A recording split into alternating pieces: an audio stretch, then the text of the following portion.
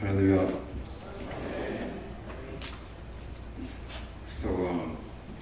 Somebody asked me if I was nervous. I told them no, but I was lying. Trying to look cool. I told them I didn't need water.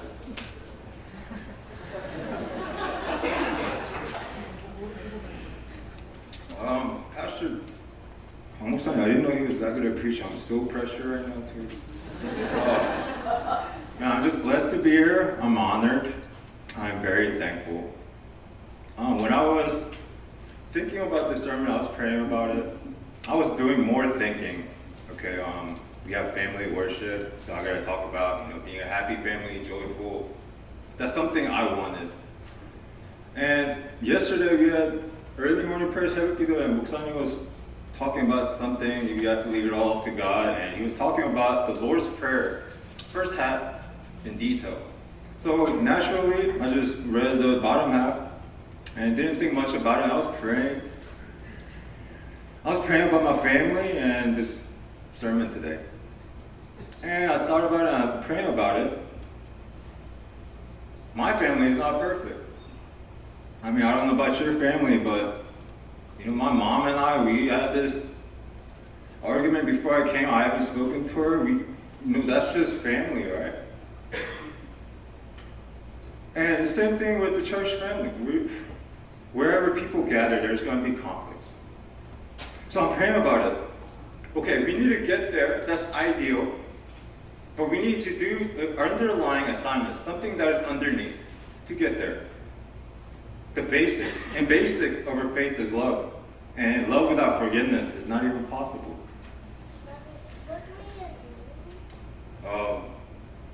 Tell I'm nervous. I'm trying to stay still. Make me speak. So you're thinking, okay, he's a pastor. Gotta have a perfect family. I'm from a pastor family. Like my dad was a pastor, and honestly, like not just my dad, but his brother and my mom's sister, like cousin and my other cousins like just got married to a pastor. But hey, I hear about things from my mom, right? Not perfect families. But people are probably saying, okay, they're pastors though. They're living in faith, living according to the Bible. How could that happen? Well, we're just people.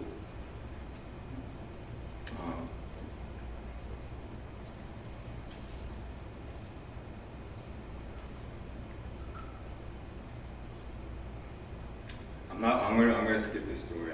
I don't want to cry right now. This is my first sermon. Yeah. So we have to get to the underlying issue.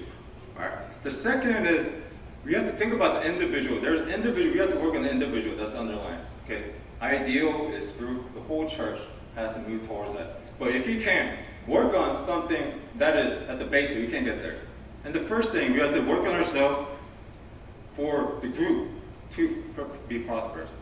So we have to forgive and forgive, so that we could be free to fly. And I'm going to talk about the last word, fly, in a minute. So I had a pastor friend. You guys actually know us, right? You guys actually know him. Pastor Danny came here like 3 months ago. We were really close. So he came to visit me this past Monday. Monday is an off day for pastor. He came.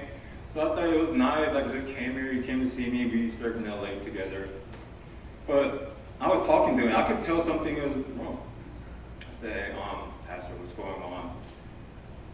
And he told me, okay, my teacher, he's a youth pastor, my teacher is not listening to me. It was something so small, but I could empathize with it.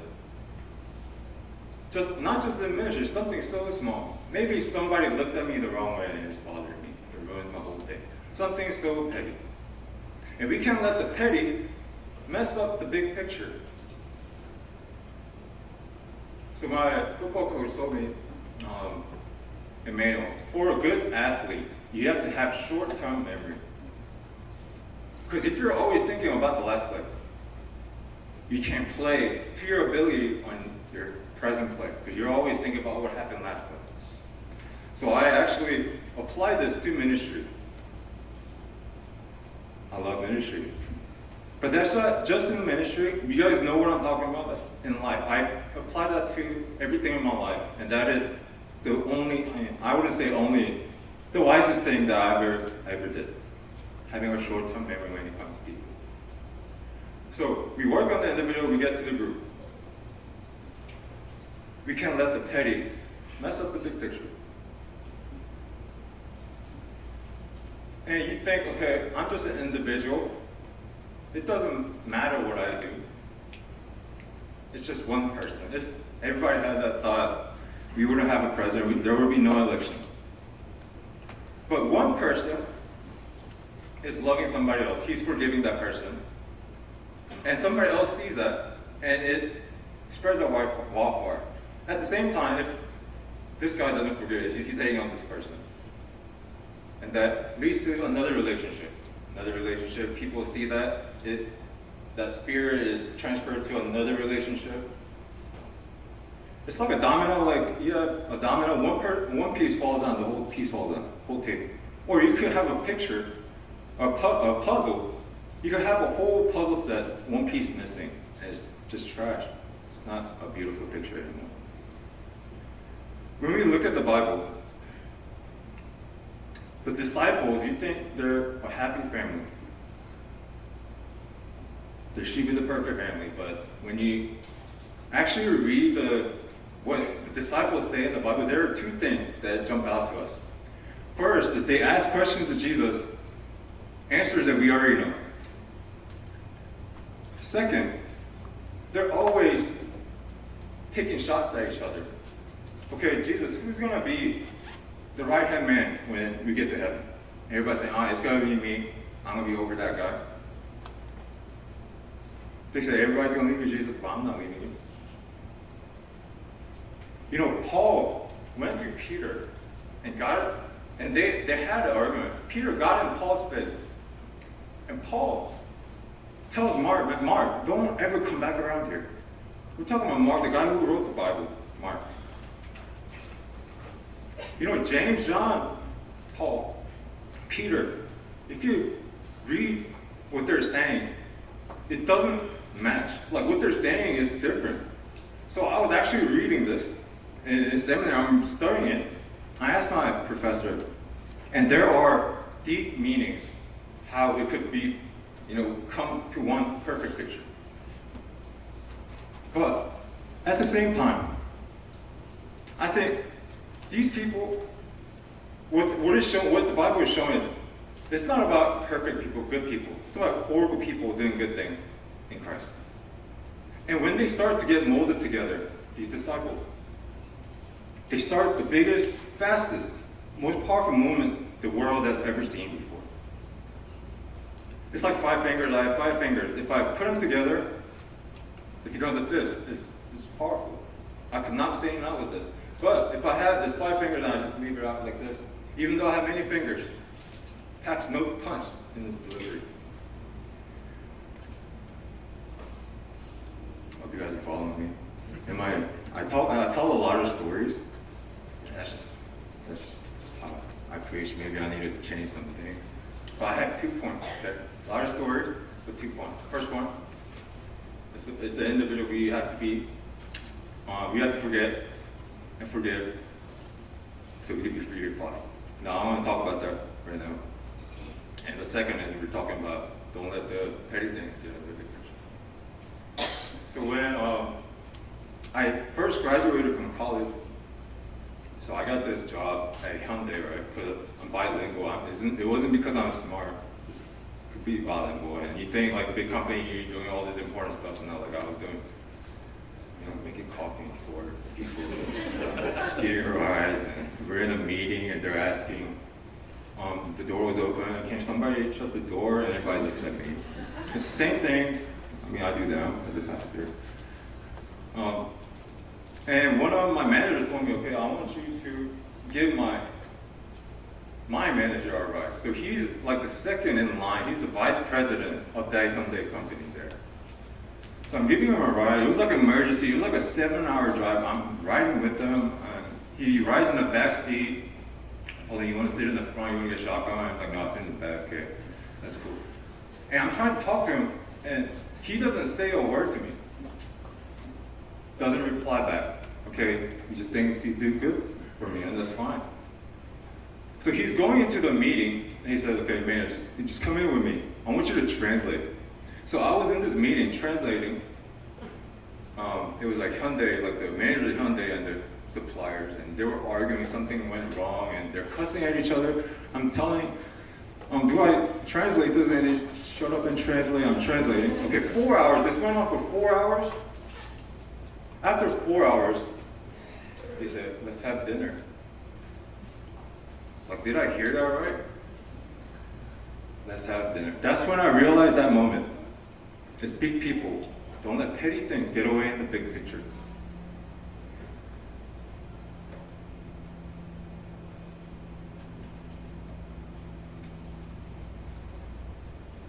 So I talk about, dude, I've never been this nervous. You guys know what I'm saying? I'm just speaking out of my heart, man. Like I don't read my notes. I just try to speak from my heart. Like I memorize it, and Pastor John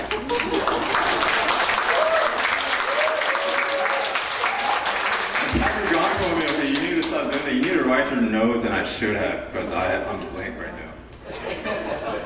Anyways, okay. So what was I talking about? Okay. Be free to fly. Okay, I've been trying to talk about that for a long time. So there is a book called Papillon. It is made into 3 different movies, blockbusters. In Korean, it's Papillon. So this book, right? It's about this guy who gets wronged by a young prosecutor. This young, up-and-coming prosecutor. He's very ambitious. I want to be the man. I want to be successful. But he has nothing to work on. So he decides there's a murder case going on in Paris where he lives. So I'm going to frame this guy. His nickname is Papillon because he has a papillon tattooed on his chest. His nickname is Papillon, okay? And they frame him, and he goes to jail for forever, for life, for killing somebody, something that he never did. For 40 years, he tries to escape 7 different times. And you know why he tried to escape? So he could avenge that person.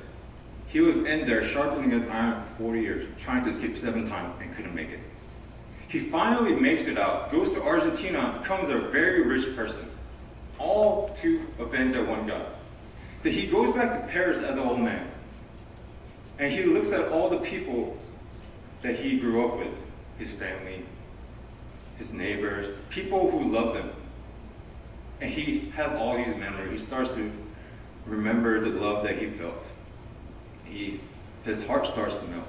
Okay, I'm going to forgive them. And he tells himself, and this line is epic. He says, friend, talks to himself, friend, you have just won. And the scene changes. This movie is very boring. This book is very dark and is dull. But the scene changes where he's walking and he's all upbeat. He got his head high and he's strutting across. And the movie ends, Papillon. You know what a papillon is? It's a butterfly. It's supposed to fly. But that butterfly, to get there, it's in this caterpillar, this ugly clothes. I'm so dirty. I got all these hate, anger, resentment towards my own family members. But when we take that off, we're free to fly. I just want to close with this last story. So when I was growing up, pastor's kid, but very bad, really bad, still bad, but worse than. Got spanked a lot. So my parents were never home because they were always doing ministry or traveling, preaching somewhere. So I had to live with a nanny most of my childhood. And it was a summer day, my friends were playing with, those big squirt guns. I was in Korea at the time. They had this big squirt gun and playing with it. I couldn't buy it because I didn't have any money. I asked my nanny, can I get one of those? She said, your parents didn't leave me enough money. So I went to a 문방구, like it's a little store, like a convenience store. I just put put it in a pocket, right? It's like this one cheap $1 bill. I just put it in my pocket and walked out. Then the cheap water gun kept on breaking while everybody's playing. So I went back, took another one. That's like, I don't know, like second grade. That's stupid too. I did that like maybe like 3 times total. Third time I was walking out, the owner said, "Hey, son, come here." I said, "Son, I saw you take the first 3. But I know your dad's a pastor, I know you believe in God. I'm gonna forgive you, but I need to call your parents." And that was the last thing I wanted them to do, because I knew what was gonna happen. So I waited on my parents for 2 days. I don't even know if I slept. I was like young, but it was a scary family that I lived in, and I needed it. And my parents came. Okay, I'm about to get beat, and my mom and my dad were talking. I overheard them. They said, "It's our fault that we didn't leave him enough money." And the next day, it was the biggest water gun that I've ever seen in my life before. But what I stole, I'm a pastor's kid stealing 3 different times. I think that's when I learned, okay, God in Christ in me is possible. Evangelizing is just not saying things, it's your actions. They see Jesus in me. Because nothing is more Christ-like than forgiving. That's impossible to do. Forgiving somebody who is hard to forgive, that's only possible in Christ. People see that. And we start doing that as a church. You know, the churches I've been to, okay, they were supposed to be the strong churches. Inside, most drama I've ever seen in my life. But we come together, become one, and we start the biggest, or we just become a part of the biggest, fastest, most powerful, largest growing movement the world has ever seen before. Over 2 billion people right now believe in Jesus. 7 billion people, that's 1/3 of the world's population believe in God. 40% of Korea, 70% of America. Let's just be a part of this movement, just going forward. And nothing is impossible. Miracles start to happen, and that's what we see in the Bible. And I just want, Somangyue, that we just become a part of this movement. Amen? Okay, let's pray. Thank God. Father God. God, I lack so much. God, the things that I spoke today, though, you know that it is in my heart, and I really believe in it. And God, whatever I forgot to say at the sermon, I know it's your plan. You didn't want me to say it, and I'm sticking with that faith. I'm taking a leap of faith. Whatever it is coming to 샌디에고, seeing the vision of this church prospering and thriving, not just in numbers, but in faith, becoming the church that everybody looks to, become an example of faith. And God, anything is possible when we do things in love. God, make that happen for us. In Jesus' name we pray. Amen.